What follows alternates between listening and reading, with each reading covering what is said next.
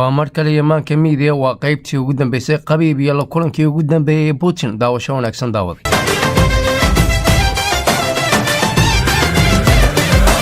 muuqaalka hore aad hore uga barateen Connor wuxuu ahaa qof aflagaada badan cay badan wuxuuna la kulmay ciyaarta ka hor madaxweynaha Ruushka Putin. Connor ayaana sheegay inuu yahay qof liita oo xun qabiib maadaama madaxweynahiisa iyo dalkiisaba uusan wax ka hayn sumcadna uu ka lahayn.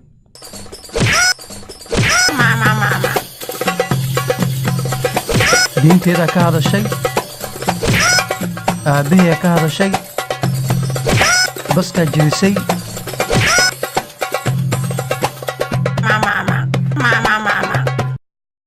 alhamdulillah. You want a big drama show? Big drama show! waxaan rabaa inaan qof dilo.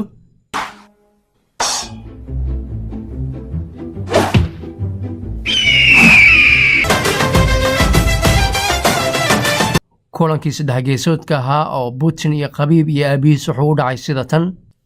Putin ayaa hadalka bilaabay yidhi sidee baad dareemaysaa? qabiib ayaa ku jawaabay waan fiicanahay lugta ayaa yara xanuunayso. Putin ayaa hadalka sii watay wuxuuna yidhi waan kaaga hambalyanayaa guushaada. aabbaha ayaan u mahad celinayaa sababtoo ah wuxuu soo barbaariyey dagaalyahan adigoo kale ah. waan ku daawanaynay si dhow waana ku taageersanayn. aabbaha waxaan weydiisanayaa inuu kaa qallayo sababtoo ah waxaad u dagaalantay si dagaalyahana waana raysay. waxaana u raysay si aan shaki lahayn sharafna ay ku jirto. чтобы он не строго тебя наказывал, потому что все-таки главную задачу ты решил, ты выиграл достойно и убедительно.